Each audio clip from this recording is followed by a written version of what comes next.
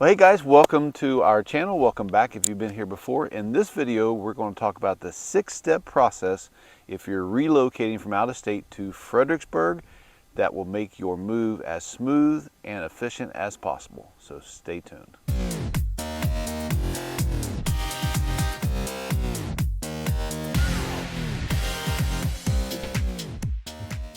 If you want to know everything about living, working, or playing in Fredericksburg, then subscribe to our channel. So I'm Jeff Edmisten. This is my partner Ruthie Buck. We are local Virginia real estate agents, and we absolutely love making these videos, but even more than that, we love helping you find the perfect house in the right location in the right neighborhood. We get calls from people all the time who are moving here, and we love helping them make the process as smooth and efficient as possible. So call, text, or email us. We'd love to have your call, and we will get right back to you. So let's get into this video. So, you know, when you're moving, especially from out of state to anywhere, it can be an overwhelming process. We've done this a lot. We've been doing this a long time. We've helped a lot of people relocate from out of state to here. You know, we're such a transient area because of all the military and the government jobs and the big companies and everything that's here. So we've helped a lot of people do this. We've got a process that can make the system, the move as smooth and efficient as possible. And it all begins, this sounds like a sales pitch, but it's true. It all begins by you calling the number that's on the screen right now. That's us. Call us, text us. Let's book a 30-minute Zoom call, because that gives us a chance to introduce ourselves to each other and sort of get our mission statement, if you will. We'll figure out, you know, when you're coming here, why you're coming here, where you need to be, a little bit about your lifestyle and what you want when you get here, so that we can establish a timeline and a plan to get you from there to here in as smooth as a fashion as possible, right? Exactly. Everything he just said. So one of the first steps when you're looking to move is to get your pre-qualification. With that, you're going to want to speak to a lender, whether it may be a lender that you know. If there's not one that you know, we've got a great referral that we would give you. We don't get anything from it, no kickbacks, but it's somebody that we worked with for years. So the pre-approval, the reason it's so important is, you know, we're in a very competitive market. So you want to go into the process knowing exactly what you can afford, and you're going to be comfortable with the payment, but also being able to quickly move if we find the house that's right for you. We won't have to wait on that pre-approval process. You will have already done it, and we can go ahead and make an offer on a property. So that is a huge first step. And like Ruthie said, we have a great lender that we worked with for probably 18 years now. Her name is Kim. Phenomenal lender. We're not, like Ruthie said, we don't get anything from referring you to her. And even if you already have a lender, it's probably a good idea just to have a quick conversation with her, compare apples to apples, see what she can do for you versus, you know, what your other situation is. But bottom line, solidify that pre-approval so that you know exactly, we all know exactly where we're going with this process. I will say, just to get a little feather in her cap, the lender that we do really like is one that we can get 24/7, which is unusual. There are some lenders that won't take your calls after certain hours or emails or weekends, and we know how to find Kim.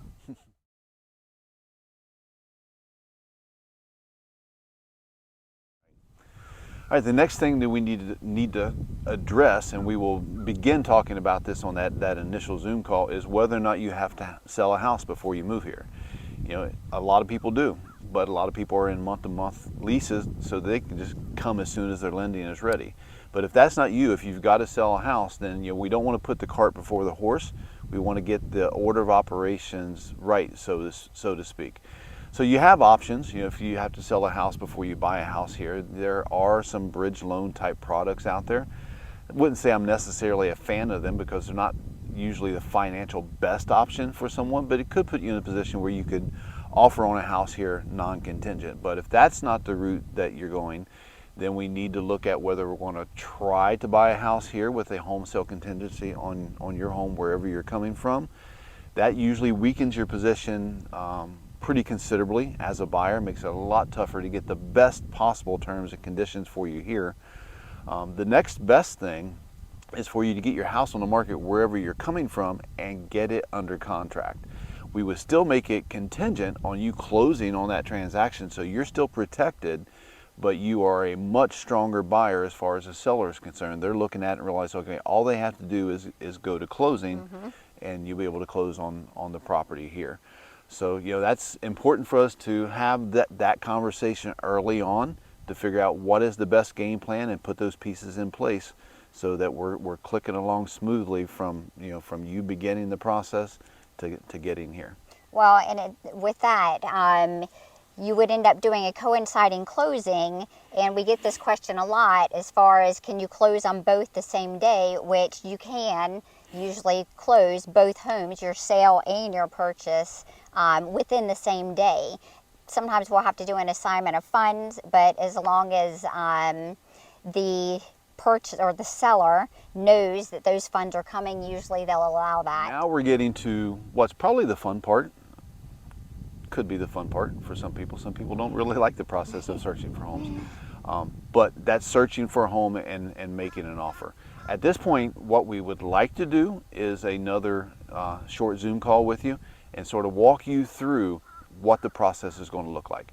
There is a required document that needs to be signed by buyers in the state of Virginia, a buyer agency agreement, just so you know who's working for you, and it lays out some important legal facts for you. We will go over that document with you in that Zoom call, and then we'll just lay out the timeline, you know, what it's going to look like from the time that we make an offer to inspections and appraisal, and how all of that works when we get to closing, when you get the keys, all that good stuff we would like to do in that Zoom call.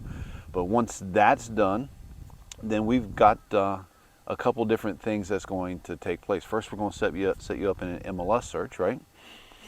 So we're going to set you up in an automated search based on the information you begin giving us back in that initial Zoom call. So we'll take that information from that initial Zoom call, and usually there's 3 to 4 layers of criteria that most buyers have. They have, of course, the price that they want to buy in. They have the lifestyle, so that dictates kind of where they're going to be. They have a commute concern, that dictates where they're going to be. And if you have kids, then schools may be important too. So it's sort of like a Venn diagram. We overlay all those things and figure out some areas for you to consider that's going to fit all of those different things. And then we set up an MLS search so that you can be seeing everything that's on the market in that price range. But from there, we have to know, are you going to be here to be searching, or are we going to be doing virtual showings for you? You know, this is 2023, and virtual showings is a real thing, and we certainly don't mind doing that for you.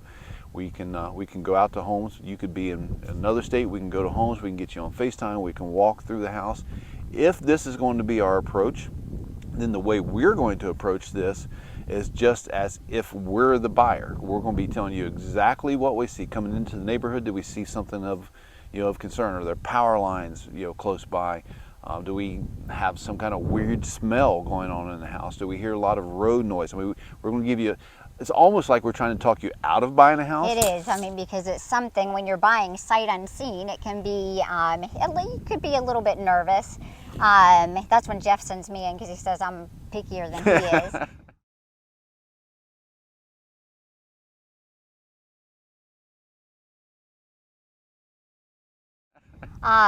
But we're going to, really focus our attention on any issues that the home may have as well, whether we see that the siding is cracked somewhere, if we see that the stairs have sunk outside the stoop walking up, or the paint is scratched up, or the floors, then we're going to zoom in on those areas just so you know exactly what the true features of the home. Yeah, we're going to be very honest and transparent. We don't want to push you. We're not trying to push you into any purchase. We're here to help you. So we're going to be very honest and transparent. And if this is not the right house for you, we don't want you to buy that house. But if that's the route we're going, if we're doing the virtual showings, then when we write our contract, you're going to have some potential ways out of that contract. If it's in an HOA, the state of Virginia requires that you have 3 days to review those HOA documents, the resale disclosure package, and you can terminate a contract based on those documents. You're going to have a home inspection. We shouldn't anyway. We would never recommend you don't do a home inspection. But if you have a home inspection, that is also a potential way for you to terminate the contract. If if you don't like that. We would like you, if you go sight unseen making an offer, it's a great idea if you can be here for the home inspection. But if you're not, we can do that same thing via FaceTime. We can have you on listening to the inspector as we're walking through the home inspection. So that's one way of approaching it. Well, and with the home inspection, we try and plan that out a little bit within 7 to 10 days so that it would give you time to plan for that. Yeah, so you can plan the trip here. Yeah. Absolutely. So that's one way, and in a competitive market, those virtual showings, sometimes properties go really quickly. That might be the only chance you get actually to see a property is to do the virtual showings. But if that's not you, if you're going to come here and do a short-term rental, maybe get an Airbnb for a month or two while you're here looking for properties, that's great too. We've done both with buyers, and we're happy to do both with you. It's just, again, all in the planning process. That initial Zoom call is so important, so we get all these steps, everything planned out. So again, we can make this as smooth and efficient as possible. So one of the next steps in preparing for your move is to think about how you're going to move everything, how you're going to move your belongings. With that, you may want to think about either a moving company, or you may want to consider something like pods. With pods, that's something that you would, I guess, pack and load. I couldn't think of the word. And load yourselves. We've actually found that a lot of people are using pods nowadays. Yeah, so actually I'm a fan of the pods because, Ruthie and I have done hundreds and hundreds of real estate transactions, and we can definitely point back to scenarios when movers messed up. They weren't where they were supposed to be, when they were supposed to be there. Something happens, truck breaks down, the closing date gets changed for some unforeseen reason, and the movers now have a problem delivering when you need them to deliver. Whereas with pods, you can have them delivered. You can load them yourself, like Ruthie said, or you can hire some local muscle, where you're coming from to load the pods. You can have them come here if the house is ready for you to move into. The pods can be delivered right to the house. If it's not, they can go into storage until you are ready. Get them delivered when the house is ready. Again, maybe hire some local muscle to unpack everything. I'm a fan of that method just because it's a little more controllable than the actual movers. But bottom line, you have to pick what's right for you. But the most important aspect, the reason we're talking about this is not something you want to wait till later in the process. You want to schedule, if you're using movers or if you're getting pods, you want to go ahead and get that scheduled early in the process. The earlier the better. Because as you get closer to your actual time, you might have a problem getting a mover to be on the schedule you need them to be on. Yeah, and one of the huge, I think, benefits of pods is you can have one or two or have them deliver however often. So if you need to sell as well, one of the things, if you're looking to declutter your home or take some furniture out to try and make your home look larger or just neater, pods. Have a pod delivered and move all of the stuff that you need to move out just for your showings and to sell your home. Great point. And then the last step is closing. So the happy day. So at this point, our job is almost done. I guess let me back up. Right before closing, we are going to do a couple of walkthroughs. So if we've done a home inspection and there's some things that need to be done prior to closing by the seller, then we're going to do a walkthrough probably 7 days or so prior to closing to make sure all those things have been done. We should have the receipts, but we like to put eyes on those repairs, make sure they were done correctly, and then we'll do a final walkthrough either the evening before or the morning of closing, and then we get to closing. And one of the questions we get asked a lot from people moving here from out of state is, how soon can I take possession of the property? Well, Virginia is a wet settlement state, which means you get the keys at closing unless something's been agreed to in writing between you and the seller. If the seller needs a couple extra days to move out, or they're letting you move in a couple days early, whatever the case might be, unless something else has been agreed to in writing, you get the keys at the closing table.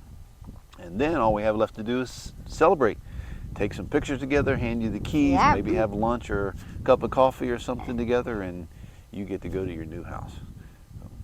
So that's 6 steps that we have found over the years. If we follow this pattern, and the most important thing It begins with that initial Zoom call, because that's the piece where we put all the other pieces into play. So call or text the number that you see on the screen. Our contact information is also in the description below. Call and text us. Let's set up that initial 30-minute Zoom call to introduce ourselves and put the pieces of this puzzle into place. And get you to Fredericksburg. And get you here. Or Stafford, or Prince William, wherever it's going to be. Wherever you're coming here. And we will see you in the next video.